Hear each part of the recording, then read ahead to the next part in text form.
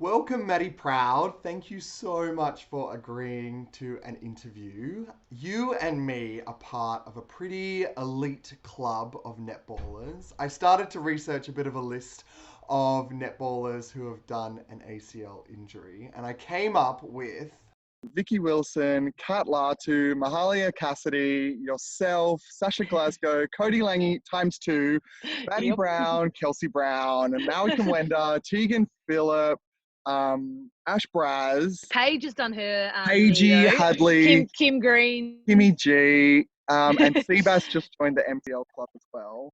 So it's a It's an pretty big, illustrious group. fun club to be a part of. First up, Maddie, tell us how you remember your injury. Yep. So it was round 7. So it was literally smack bang in the middle of our season. So we were like the Firebirds were the last team for us to play in that first round. It was probably one of our best games we'd had for the year. I think we were up by, close to 12 goals. Not pumping my own tires, but I thought it was one of the better games I'd had for the season.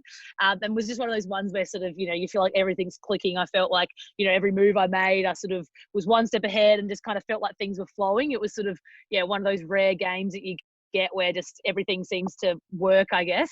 And then I can still remember them. It's quite funny. I actually feel okay talking about it, which I think is a bit different to some other people. And I've actually watched it a fair few times since, but I sort of was making like a drive and drop lead, which is actually something that we'd been practicing heaps throughout that week because it was a move that we'd talked about kind of might be able to beat Gabby Simpson or whoever. I think that's who I was playing at the time. And it was, leading up the court and dropping back down to receive a ball.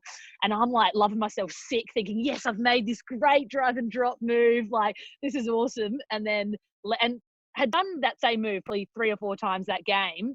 And then just, landed and just knew straight away. Like anyone that's done ACL will know the feeling of just, it's weird when I try and explain it because it felt like I could see a picture of a stick and it was just this stick had snapped in half. Tell me about the next 2 weeks, like pre-stitches coming out. So were you pretty bedridden or what did it look like for you? I feel bad saying this because I then worry that if other people have a different experience, that they're going to be like, Maddie said that it wasn't that bad. But I I was never in that much pain. Like I think I took the endone, which is, the really strong painkiller that first night, Yeah. and then I didn't take it again. I took, the anti-inflams that they gave me, a bit of Wow. Panadol here and there. But I was super lucky. Like, I mean, I found in terms of like, it obviously was still horrible. Like I was on crutches and you can't do anything. But like, as in, when I'm just lying there, it wasn't like I had this throbbing pain or anything, which you hear about other people having. I had really bad, like a sore shin, like that I had to get. I don't know if anyone's on my Instagram, like I got Maddy Turner to massage my shin because it was just, you kind of get that numbness from where they've put like the screws in and things like that. Yeah. And then obviously like the hamstring, that's one thing that I really found hard was because I had the hamstring graft, which again was just, that's what my surgeon preferred. So I'd find like I'd be in bed and you know how you sort of twitch a little bit and I'd twitch a bit and I'd feel like my hamstring was like ripping again. Like that was sort of the horrible part as well. Get me, because that was another consideration was like I live with 3 of the girls. And so it was like they technically had to be like my carers for that first bit. So I moved my bed downstairs and like kind of all our bedrooms are upstairs and we kind of had this like recovery room and that. So I was very lucky and grateful to like Maddie, Sophie, and it was Kay Eddie at the time, who looked after me so well. What are your first memories of walking like? I it was quite funny because I had a few little like random things that happened. I remember in our house one night, one of my crutches getting stuck on like a little level in our like floorboard sort of thing, and me sort of like falling forwards, not onto the ground, but kind of like landing like heavily on my leg and just being like, holy shit. And I think my mum was there at the time and some of the girls, and like we've all just like stopped and we're like, what's this happened? And I'm there being like, oh my god, I've just redone my ACL or whatever. But anyway, that was fine. But then that was sort of a couple of weeks, and then it was actually when I was, I think, trying on clothes that I sort of would play around with like how much weight I could put on my leg. And it was like literally, like I said, like one morning I just woke up and was like, hang on, now I can put like proper weight on my leg. But for me, I think it was at training. It was like we like would do those whole, and I think that's probably the thing that while I say those first few months were easy, that's probably from a mental side. But in terms of physically, those first few months are like like I did not realize like the intricacies of learning to walk again. Like I was overwhelmed by how much you had to go back to, like, okay, your foot has to go heel toe, and then you've got to try and fully extend your knee, and then you've got to follow through. Like with the follow through set, I was like, I would just stand in front of a mirror with like a broomstick and just rock back and forth to try and like get used to kind of having that. And so it took me ages. Like I think even when I started running at 3 months, I remember Bryony coming up to me and saying like, Maddy, you run better than you walk. Like, Maddie, I am so scared about stalling along the way. Do you want to talk about some of your experiences there? so I think that was another thing that was sort of so funny, was that I found that like I just get hit with like that sort of, oh my God, at like the most random times. Like I'd be totally fine for months. And then my first proper, like, everyone was sort of saying, cried. And I was like, yeah, like, of course, like I cried when it happened. And, you know, I had those sort of moments in that, but I probably, like I said, like it didn't probably sink in until a lot later. And it was probably those couple of months after that I was in my room and I was going through my clothes and I needed the spare coat hanger. And I was like, could not find a spare coat hanger. And then there was my like playing dress was hanging at the end of my like wardrobe.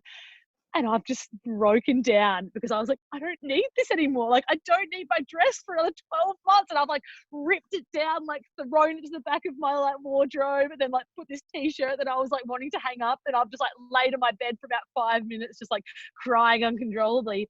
I actually have had a pretty major setback though. So I was going like, I had the fairy tale recovery. Like I was flying. Like I kind of was like, this is crazy. Like this is all so easy, and like I'm going so well. And I was back to sort of almost doing everything on court. And I'd had this one training session. It was only a couple of months ago, really now. And was like, yeah, back to almost being like one-on-one. A few little landings. So I was like, oh, that felt a bit funny, but just kind of thought that it was because, you know, I hadn't done that move for a little while. And then woke up one morning and my knee was a bit more swollen than it had been, because I didn't normally swell. And luckily our team doctor was in that day. And anyway, long story short, I retore my meniscus, which is why, in a way, like that's, you know, this whole time now has probably been a benefit for me, because it means that I've got a lot more time to rehab and to get better. So I think, yeah, that was tough for those probably first like couple of weeks. I was like, oh my God, I've just gone through rehab and now I'm having to do it again. And I had to like, you know, I had to chat to like, yeah, psych and all of that to be like, all right, what's the next steps? And in terms of everything, like now I'm totally fine with it, because it actually doesn't add that much more time to my recovery, because, you know, the ACL is still having its time to heal throughout that process anyway. And now with our season getting pushed back, it's actually worked out really well. So, Yeah.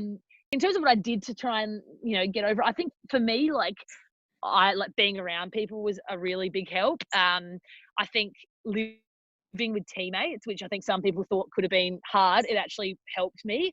Because I think, you know, had I gone back and just lived with my family, like they probably don't they don't understand elite sport probably as much as my teammates did. And that's saying, you know, for people that don't play elite sport, that do their knees, I'm not saying you can't hang out with your family. I just mean like you've got to have good people around you, and people that are gonna, like, for me it was just have people to have a laugh with, and people to just be normal around, I guess. And that's why I felt lucky to have them. And obviously I had all the support of, you know, we did have a sports psych that I could talk to. I had my coaches, like Bryony, our coach, has done 2 knees. I had Paige in the team that had done it before. So even just being around people that had been through a similar experience definitely helped me. I think perspective, like that's something that I always just tried to do. And I was like, at the end of the day, like I'm getting upset over a knee injury when there's, and this sounds, you know, dramatic again, but, you know, there's starving kids in Africa, there's kids dying of cancer, there's, you know, even now with the coronavirus, like it makes you realize there's so many bigger things that can happen to you than hurting a knee. And while like for me at the time it was like, no, this is the biggest thing ever because it's my life, like I play netball and now I can't do that, like what I meant to do, like you lose sort of your sense of purpose in that. But I think, yeah, just knowing that, you know, there's a lot of other things that could have happened to me that would be a lot worse than doing an ACL, that really helped me. What are you scared of, and how are you going to overcome it? For me, the biggest thing that I was struggling with before I did my meniscus again, but was like getting back to form. And I think that's something I probably hadn't considered as much as the idea of doing it again, because I was like, you know, that's all, you know, as long as I don't do my knee, I'm fine. But I was like, wait, no, now I've actually got to try and get back to playing how I was playing before, but also wanting to play better than that as well. And it was like, okay, I not only have to get my knee right, I now have to get my skills right. I've got to get that awareness of the court back. I've got to get like the tech, the tack, everything. Like I had this day where I was just overwhelmed by how much I needed to make sure I did. And you sort of think you have all this time. It's like 12 months, it's so long. Like I can do it, but you actually can't practice putting a ball into a person on the run and taking a ball in front of someone else until you're actually in that moment. Hey, tell me about some of your assistant coaching with Bry. Yeah, and that's something that I always said that I thought, and we say coaching in a very light way because I think I was more of a You always cheerleader had than the anything. notebook, though. I Yeah, I always. know. And if you actually saw it, it had nothing written on it. I just held it for effect. But no, I always said that. I said that, like, well, sorry, people said that to me at the start. Like, they were so confident. Everyone was like, "You're going to come back better. You're going to come back better. You're going to come back better." And like, I think I do still believe that. But I think a lot of it is, like you said, it's perspective for one, because it makes you realize, like, that was the biggest like light bulb moment that I had after doing it. Was like, I miss playing netball. Like I didn't care about playing. Like, obviously, I wanted to get back to playing SM, but I was like, I just actually genuinely miss the game itself. And I think for me, like having played at this level for so long now, like since I was 16, 17, you can sometimes get a bit, you lose sight of, oh, kind of you just go through the motions. And then as soon as it was taken away from me, I was like, no, I really do love netball. Like I really want to keep playing, sort of thing. So I think that's what I am looking forward to the most, is just that now I'm going to just go back and be able to play for the sake of it. And I know that it can all go in an instant. So you're just never going to take a moment for granted again. So I think that will help. And then, yeah, also this, like the sitting on the bench and actually being in the kind of coach's box in a way, was huge for me. Like even just seeing it made me see the game from like a totally different angle. Like it almost took the emotion out of it in a way. Like you notice for coaches that so much of what they do and decisions they make and like things that they see happen in an instant, even little things like, changing players, and like, they might take someone off and put someone else on, and when you're the player that gets taken off, you think that it's all just because you're playing shit and they don't like you, but really it might just be that there's a million moving parts and you just happen to be, a byproduct of the fact that we needed to get this player on because of what something from the opposition is doing. So I think all little things like that definitely made me think, yeah, when I come back, I'm not going to overthink things as much. I'm going to play in the moment and actually just enjoy it for what it is, I guess. My last question, Maddie, is what is the single most important piece of advice you can give to an athlete on the road to recovery? Um, I feel like I've done a lot of talking. I've probably crossed most of it. I just think, like, yeah, the biggest one for me was just having good people around you, and I think just choosing. Like, I think it's like anything in life. Like, it's when you get, it's when you get feedback on things. It's when you ask people for advice. It's anything like that. Just having people that are actually gonna, be there for the right reasons, if that makes sense. Like, you kind of, with your knee almost on one hand, you don't want someone that's just going to be like, oh, poor you, poor you, poor you, because you kind of don't need that. But you also don't want someone that's like, oh, get over it. You kind of need to choose the right people that are going to kind of be there in a way that you need them to be. And then I think also, though, on the flip side of that, like you're the only one that's experiencing it. So you've kind of just got to trust yourself in a way as well, and just kind of get through it. I think it's okay for it not to be okay. Like, I think that was my biggest thing. And even a lot of people said that to me in the early days when I probably was putting on a brave face a lot of the time. They said, like, Maddie, like, we know that this would be hard. Like, it's okay for you to feel like it's not okay. And it's okay for you to show that sometimes. So yeah, just being okay with letting, I guess, your emotions out. But also I think just that idea of perspective, I think that's big for me. And like, while, at the time it's going to probably feel like the biggest and the most horrible and the worst thing in the world, like, there is a light at the end of the tunnel and you will get through it. And also knowing that there's probably, things that could have happened that could have been worse. So yeah, they're probably my biggest things. And don't be scared by it. I think that's a bit like, I know that a lot of people do it and they never want to play again and things like that. But I think, if you love it enough, whatever you do, yeah, kind of don't let that be the thing that stops you, I guess. Maddie Proud, captain of the New South Wales Swifts, thank you so much for sharing your recovery journey with us. No, but it's funny, even like I actually, because you don't talk about it probably as much, like early on you do, but it actually is kind of nice now that I'm a bit further down the track to be able to talk about it, because it's kind of like, you let things out and you kind of get things off your chest that maybe you haven't had the chance to talk about before. So thank you for letting me do that. Thank you for listening. If anyone else has an injury recovery story that they'd like to share, I'd love to hear it. I'm trying to build a resource library for any athletes trying to return to sport from a serious injury. So please get in touch. I'd love to hear from you, and all the very best on your recovery as well.